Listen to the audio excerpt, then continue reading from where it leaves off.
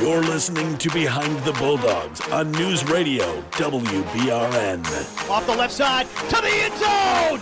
Touchdown Bulldogs. If I'm even having like a bad day on the course or something, I just look down at it and just feel like thankful that I'm able to be out there. Making sure that we're like where our feet are and we're not thinking about outside distractions. Welcome in everybody to Behind the Bulldogs. We are back with our summer sports series. Brandon Worth, Tatum Outlaw, Brody Kaiser. We got a great episode for you here today. We're getting right into the thick of it because we got a couple things to talk about. Of course, we're talking cross country, one of my personal favorite sports. We'll touch on that. Some breakout candidates, what we saw last year and what we can expect this year from this Bulldog crew, both on the men's and women's side, as well as we have some very fun news in Ferris State athletics in general regarding future facilities here. But first of all, Brody, how's it going? Fantastic. Fantastic. Couldn't be better. That's good. Fantastic is a good word. It's always a good day when you're feeling fantastic, and that's my word of choice today. Fantastic. See what I did there? Great. This is excellent podcasting. This is excellent podcasting. And then Tatum had a fantastic day yesterday. It sounds like at the Katy Perry concert. How's your voice doing? I apologize in advance. This is about as high as I can talk. Wish I was at a Katy Perry concert, but I've just been coaching camps. Yes, you have been coaching up the young generation very enthusiastically. So much more fun than a Katy Perry concert, though. Yeah, probably. I can't tell the kids to be loud on the court if I'm not loud on the court. So this is the consequences of that. There you go. So we have a great show in store, and hopefully Tatum will have a voice box after we finish. Yeah, just bear with me. Yeah, hopefully the talking for the next 30 minutes rejuvenates the voice instead of hurts the voice. Yes, is that exactly. What we're aiming for? With all the excitement that we have. Yeah, absolutely. Prayers are appreciated for Tatum's voice box. Anyway, let's get to cross country, but first, big thanks to Dazos Digital. Target your target audience with the experts at Dazos Digital that can help you navigate through the digital wilderness and the trees that are ever so big and cover every path you may know and imagine for your business. Find out more at DazosDigital.com. Let's talk cross country here. Obviously, a great season from this Bulldog group. We talked especially about that a couple weeks ago, bringing down track and field in the spring season. That was a ever so much success for this crew, and especially for what this crew has been able to really build up over the last couple years. We bring it back here to cross country, which feels like so long ago. Now bringing up the fall sports. You're talking about soccer last week. You can find that in the feed below. But it was overall a pretty good season for cross country. Took a little bit to get going overall, especially when you look at a lot of the team scores from early on in the year. But this was a team that was very competitive, as always, really showed up. And I think especially, you look at where the Midwest Regional and looking at how that race was, it was a very, very good race overall for a lot of the Midwest teams. I believe we finished 17th on the men's side. And then the women's, I believe we finished somewhere right around that 10-ish, 12-ish mark there. Thank 12. you for the check. 12th overall. So still a good season. We saw some consistencies from the last couple of years. It really feels like the baseline is there for this group. They're just waiting for that big jump, hopefully for next year. Yeah, I think we definitely saw some strides in the right direction, pun intended, potentially there. We had some steps in the right direction, which was really good to see. We saw a lot of the top end performances in the track slate, not so much in the cross country slate. It was more just an overall team consistency thing with the cross country teams, which was great. You had the sensational season from Cooper on the men's side, and then Hannah, what she was able to do in her senior season on the women's side. Really, really strong stuff from those two. And then after them, it was just a lot of consistent placements from the teams on both sides, which again is a step in the right direction. And I think it was a good season overall, continuing to lay that foundation moving forward. Brandon, I know we talked last year a lot about just moving in the future, improvement, steady improvement, getting there year over year. And I think we did that again this season.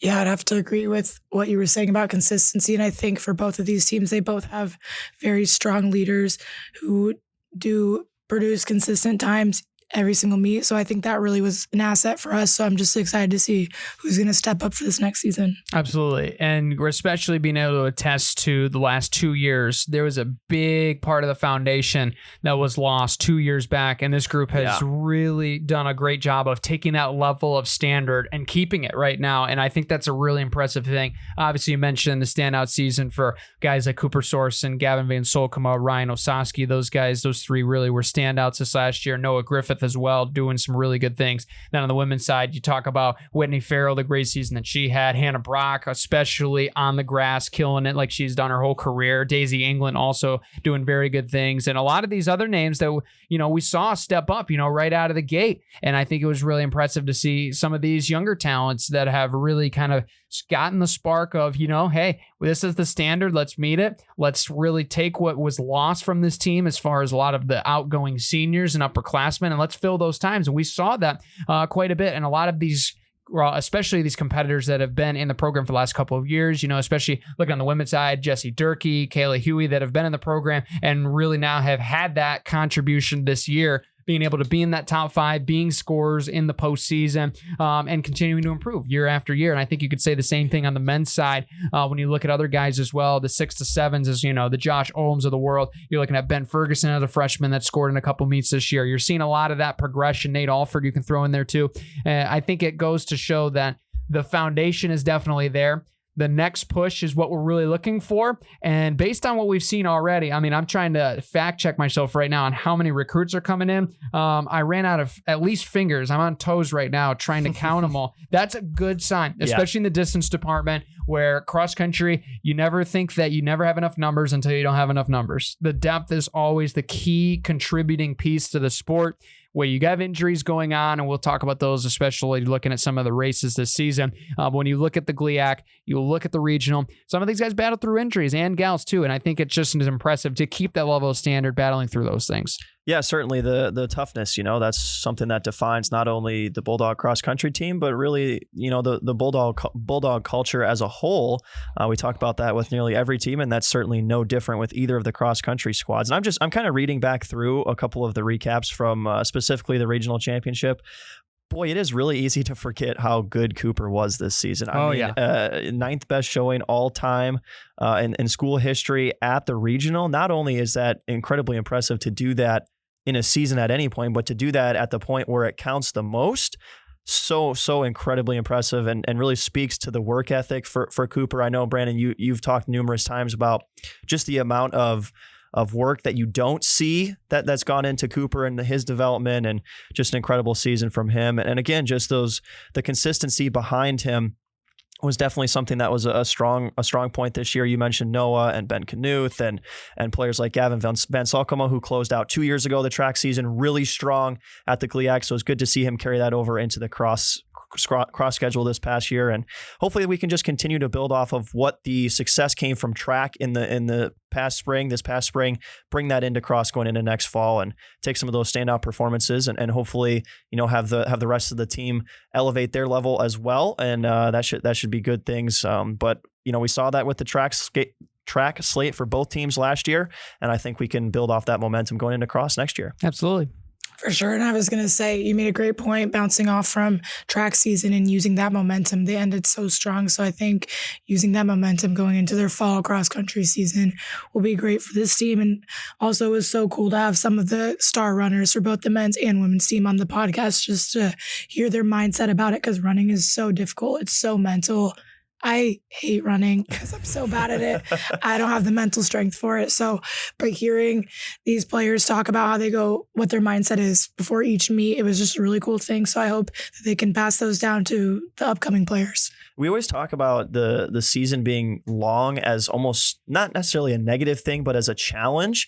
But I think for this team specifically, coming off of how strong they ran and performed in track this past year, the length of the season being the entirety of the year could be really good, because you just sort of flow from the spring schedule of track into the fall with cross. And instead of resetting, taking that energy and bringing it into cross could be a really good thing for this team. Less of a challenge and more of a positive. You're absolutely right. It's a momentumous sport that is the most monotonous sport. It's really a weird mix of the two. But when you think about it in the sense of you use cross country to springboard into indoor, get your feet really kind of gassed up, get your wheels turning, and then an outdoor, you're ready to fire down the track. And it's one of those weird things that the sequence has to be theoretically just right in theory. Obviously, it doesn't fully happen. You see breakouts just, snap out of it, in the middle of a season, if you have a funk and you can see like just these standout races. You're like, oh, there it is. We've been waiting, how long for that? It was 4 weeks. Oh, why didn't you do that 4 weeks ago? Kind of a thing. But that's just the nature of sport, right? Slumps happen. Mental blocks are always here and there every single day, every single training session, every single run. But I think it goes to show how much this group is improving to see that there isn't as many of these gaps after the really good performances, because it felt like there was years past where there would be a good cross country season, then indoor kind of falls a little flat, and then they got to rebound just to get back to outdoor, or cross country really struggling kind of through the injuries, not the best season. Then they get to indoor and outdoor, and then they're on go, and then they finally really get it back together. And so battling through the injuries, I mean, a lot of these guys were battling through injuries. Noah Griffith, I know, was battling through injuries his senior year. Ben Knuth was another guy that we didn't mention earlier on, who was a big standout. He was battling some injuries as well this year. And then on the ladies' side as well, some of those ladies in the top 7 were battling injuries, and some that would have been in the top 7 that were in the injury category weren't even able to race because of those injuries. So I think it goes to show the resiliency, and I think it really goes with the schedule of what this team runs, and that's certainly a big part of it. What meets you put yourself in gives you a lot of understanding of where your success is going to be. Obviously starting off with the Bulldog, getting your feet wet, getting the rust broken down, then you go to Spartan, then you go to Louisville, then you go to Lewis, right? These prestigious D2 elite fast meets put you in a pretty good position to when you get to the GLIAC season. Yeah, we're ready to go. We're ready to rock and roll. We've raced against the top of the top. We know who we're going up against. We know what times we need. We know what the course is going to be, because, the regional this year was at Lewis, which is a huge blessing because of the fact that that was a race that we had ran earlier in the year. It was only 2K farther. GLIACs, how about to be right in your own backyard, which was a fantastic success this year. They didn't run the best that they had wanted to, but, just talking to the athletes, I know, Tatum, we talked quite a bit with them. Just hosting a meet felt so good when it was always there for the Ray Helsing Bulldog invite. It's really small. It's not the same as a big caliber meet. Then you get to GLIACs, you got all the lights, you got the drone following along, you got the photo, you got the video, you got the broadcast, you got the PA, you got the music, you got the video board. It's just the whole nine. It makes it feel like this is a very important race. And so hopefully they take that going into next year. Be a very interesting conference race next year, as well as a regional. And we'll see how they really adjust maybe their training moving forward, because I know this last year, emphasis on the hills, attacking them and being able to win the flats, especially looking at how hilly Khaki is as a course, looking how fast of a course Lewis is. And we'll see how they adjust looking to next year. Maybe some new meets on deck. Haven't seen much discrepancy the last couple of years, but you just never know. Yeah, I'm gonna bring it back just a little bit for a second, because Brandon, I have a question for you, and then a comment. I guess I'll do the comment first. Oh boy! When you were talking about the injury thing, I think it's really important to at least have a discussion about how violent the nature of running is on your body. Like, people don't always realize this is a contact sport. Like, this is intense. It's physical. It's demanding. And so I'm glad that you mentioned that it's a continuous battle through injuries, because it's not just because you're not hitting someone else physically like you do in football or basketball does not mean that there's not contact. Yeah, well, sure. Ideally, right, you're not hitting other people, but that doesn't mean that it's not a contact sport. It's not violent on your body. It's not difficult, things like that. So I wanted to bring it back to that. But then also, you mentioned a springboard, cross country being the springboard for indoor. But my question for you is, because track was so successful this past year, how difficult is it for that to be a springboard into cross country, knowing that it's a completely different season, a year, you have different players on the roster, different athletes on the roster, just because of, seniors and transfers, things like that. But is it possible, or how difficult is it for track to actually springboard into cross? So that's a very good question, because a lot of, you look at high schoolers that are really trying to find that transition, and especially those going from the college realm, and living in it, different mentality, different training regimen, right? It's a lot more year-round stuff. In high school, a lot of athletes, and I can say this myself, it's not necessarily you put the work in the summer, but it's not like a full training in the summer. It takes you a month to get back. But I think the biggest thing is not overloading in the summer is the number one key, because many people have experienced what it's like to put in a full summer, and they know that it takes a lot more, but that doesn't mean you need to overexert yourself in the summer, because that puts you back in the fall, and that puts a lot of injuries at risk. And I don't know how many guys that I've seen that have been having stellar summers. You're looking at their workouts like, whoa, they're going to be crazy. They're going to make some noise. And then 2 weeks later, stress fracture. They're out for the whole fall season.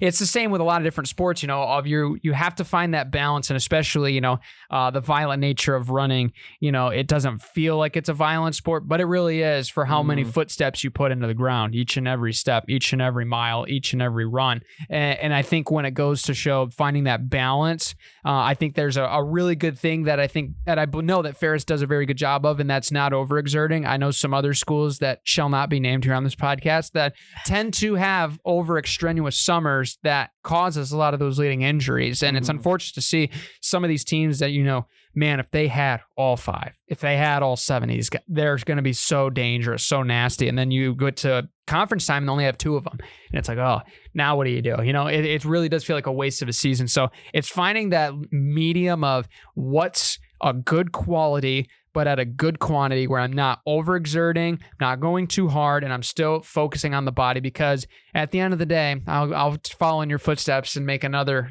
running reference. It's a marathon. It's not a sprint. So that's the biggest approach to take into it. Such an interesting mindset. You're fine. I kind of cut you off, but it's just interesting how the mindset of not overexerting yourself in the summer is so prominent now as athletes and sports in general become more health conscious, and there's more of a focus on mental health as well, which is great. And I think that mindset is only going to be good for athletics, and it's only been good for athletics. But it's an interesting perspective because people don't always necessarily know that you have to have that approach to have success. Yeah. I think what you said about balance was so important. And I think for cross-country runners, it's difficult to find that balance because a lot of it is consistency. And when you take time off, I feel like it sets you back a little bit the next time you run. So I think that's something that's really difficult about this sport, is finding that balance, because you don't want to take too much time off, but you don't want to be doing it too much. And I think as for fall athletes, unfortunately, that happens a lot because you have all the time in the world to train in the summer. It's a little bit easier to find balance when you're in school and stuff, but in the summer, it's almost becomes one of those things where it's like, what else would I be doing right now?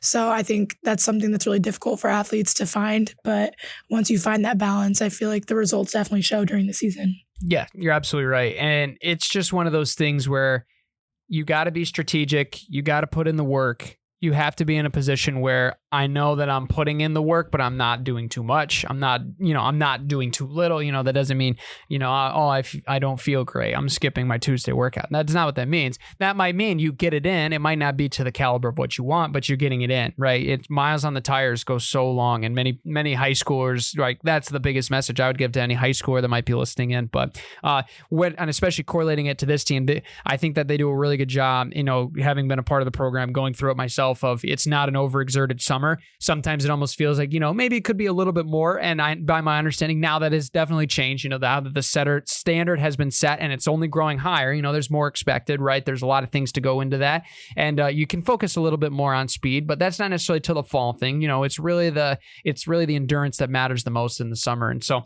I know a lot of the training regiments that a lot of these athletes, on these programs, both the men's and the women's, are very, very much similar, but they also now more than ever have started to really get with the individuals and how that they maximize at their best. And I think that's really been a big asset for them moving forward here for the Bulldogs going in this year, which is going to be very exciting next year. I really do think that next year is going to be very exciting. I know a lot of the men on one side are coming back. The women have a lot of underclassmen that had a lot of experiences last year. They're going to be very exciting to see out on the grass next year. And we'll get into breakouts here very soon. But I do want to touch on this here really quick, before we get into the breakouts too. With the sport of running as well, the resiliency of finishing a race sometimes is very difficult.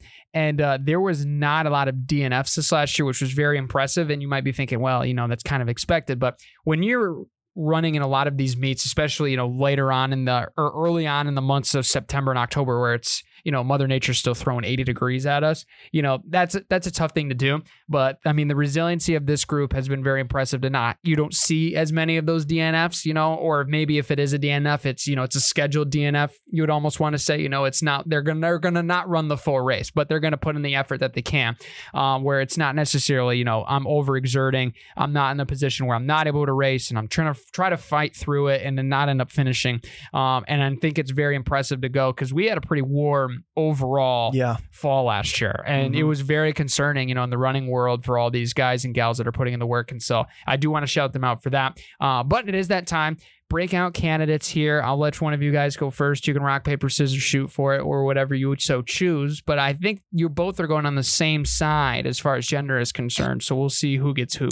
Yes, I will go first. I'm going to pick Jessica Durkee because I feel like she's a consistent runner for this team. And I think she's someone who's middle to top of the pack. And I think some of the people top of the pack are graduating and leaving. So I think that she will be a great leader and she'll step into that role. So I'm going to pick her. Nice. Yes. Jessie certainly was probably the breakout as far as on the girls' side, the women's side last year. And she is probably going to be heavily dependent on in a Bulldog uniform this year. She's here in the fall. So, Brady, who do you got? I'm going to take Ella Kowach. She had a couple or at least one performance early in the season where she broke that top 5, and then she showed some steady improvement throughout the year, which is really good for a young player. And as an athlete, you just want to see yourself continue to grow, continue to advance. And not only did she do that through the cross season, but she carried that into the indoor season as well, which was great to see. And I think that, we talk about springboards, that her sophomore season, the end of it, the growth that she showed through it, that'll be a springboard for her into her junior season. So I'm really excited for Ella. I think she can be one of those consistent finishers for this team. Very nice. Very nice indeed. When I was looking at mine, I think in track, I might have went with Blake Ferguson. I want to say I was because he's a fellow steeple people person myself, so I got to respect that. And I think on the other hand, too, I think we could really see a good overall season from Zach Kimmel, as long as he is healthy. I know last year he was biting a little bit of he was fighting that freshman, the mental block, the physical block sometimes that freshmen go through. I know I went through it myself. And so I know learning from that, having that season under his belt, I think a sophomore campaign could be very good because when we saw him, especially indoor this past year, you could see that he could run with his feet on fire. And I think that's something that could be really promising for this group and very potential for a lot of great things here this upcoming year for the men's squad. So there's our standout picks. Before we go, we wanted to give a little shout out on the show for all those curious about the new upgrades to facilities here. Just a little bonus exclusive. Maybe we'll talk about that on our other Q&A that we have scheduled later on this fall or towards the fall into the summer. You guys can ask questions about that when we get there. But we have official campaign launch for indoor field house at near Top Taggart Field, which is very exciting. And this was something that cross country is going to be able to use, track and field is going to be able to use, football is going to be able to use, softball is going to be able to use, soccer is going to be able to use, all these different opportunities for a lot of these different teams. Obviously there's it's a turf field next to a football field, so football is going to use a lot of it, but it's not just them too. There's going to be a track around it. There's going to be facilities in it by my understanding. And so very exciting time. Obviously, there's more information at ferris.edu. I know it'll be posted on the website as well very soon at ferrisstatebulldogs.com once more information comes out for donating and all those fundraising efforts. But how exciting is that? Super exciting. My coach said something the other day that is so fitting to what you're saying now. She had said that she loves the facilities here, but we don't ever have too much. Like there's always something new that we're fighting for, and she loves that. And I couldn't agree more. There's always something more that we could have. And I think this is a really good opportunity for all of our sports teams, and hopefully we can go through with it.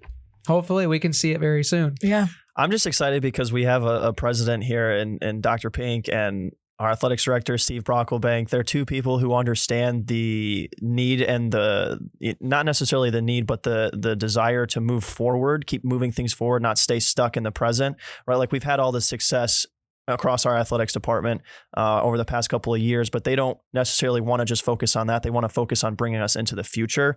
And that's really important, not just for an AD, of course, but also to have the support of the president the way that we do. And Ferris, I think, is a very lucky university to have Dr. Pink. The things that we're doing with the Jim Crow Museum, getting the dorm outside on the north side of the stadium is going to be really cool. And then this new facility is going to be great for our outdoor sports. So I think that, he's got to give a big shout out to Dr. Pink and to Steve Brocklebank for everything that they have done in support of the athletics department and Ferris State University as a whole. We're lucky to have them. Shout out to both of them, both former guests of the show. We could appreciate all that they've done. And I think a lot of the athletes can't say enough good things about what we've been able to do with the cap, Bulldog Arena. I know you guys love that gym. Oh yeah. And Absolutely. it's only growing. The video boards at football and basketball and hockey have been huge assets, and just being able to improve a lot of different things. There's a lot of good things going in a lot of good places. Certainly. And I think that's a very good thing, and it's a very exciting thing. You can find out more ferris.edu, at least for now. Hopefully soon, ferrisstatebulldogs.com for more information on how to find out all the renderings and stuff. It really looks beautiful. You can watch like a whole video on it and see pretty the whole cool. thing. It looks really sweet. It's going to be awesome. I almost want one of those offices so I can put a cot in there. It looks pretty nice. I almost want to sleep there. It looks pretty sweet. So hopefully I won't be sleeping there though. Hopefully I'll have a house. That'll be fun. Yeah. Probably a little more comfortable. Probably a little bit. Anyway. Fewer people. Yes, fewer people and less noise, especially weightlifting music. Shout out to the guys downstairs. Anyway, we'll wrap this up. Thank you guys for tuning in. Be sure, same time, same place next week. And we'll talk a little bit of, you want to guess, Tatum? Volleyball. You got it. She's ready for this one. And prayers, she'll have her voice back, because if she doesn't, Yes. you're not going to be a happy camper. I'm going to be so upset. I'm going to just stop talking until next week so that I can speak on volleyball. All right. Well, you guys Save it all for then. Yep. Absolutely. You guys better stay tuned. Until next time, we'll see you later, everybody.